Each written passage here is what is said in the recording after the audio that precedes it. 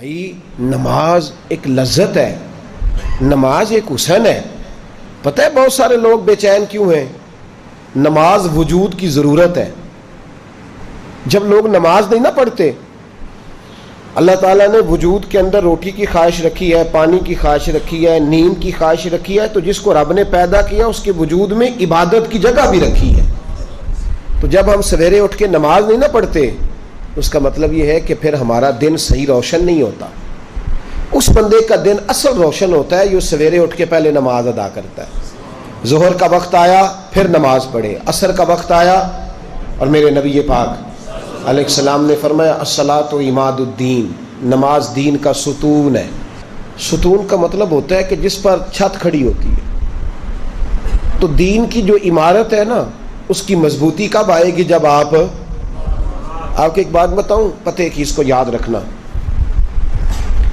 بے نمازی بندہ جو ہوتا ہے نا، بے نمازی وہ دنیا کا سب سے بڑا بے وفا ہے اور سب سے بڑا ناشکرا ہے۔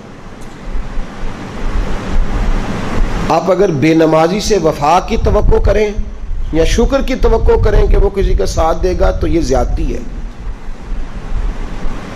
بڑی ٹھنڈی رات ہے اور بہت بڑی بات میں نے چھیڑ دی ہے۔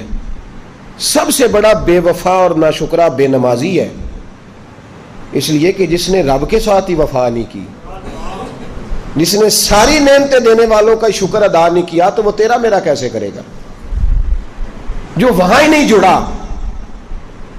صحابہ کہا کرتے تھے کہ یا اللہ جنت میں بھی نماز کی توفیق دینا، وہاں بھی دل نہیں لگے گا۔ میرے رسول پاک نے فرمایا اللہ تعالیٰ نے کوہ طور پر نور کی ایک تجلی ڈالی جس سے حضرت موسیٰ بے ہوش ہوئے۔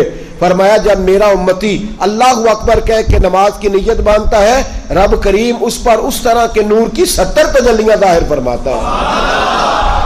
70 تجلیاں، سمجھا ہی نہیں اس بات کو آج تک مسلمان۔ آپ یقین کریں جب اعلیٰ مقاصد کی بات ہوتی ہے تو میں ڈر جاتا ہوں۔ میں کہتا ہوں میں اس قوم سے کیا کہوں کہ جہاد کرنا ہے، افغانستان کے بچوں کو بچانا ہے جو ابھی تک نمازی نہیں ہو سکی، جس سے آج تک ہم نماز کی پابندی نہیں کرا سکے، وہ قوم دین کا بول بالا کرے گی؟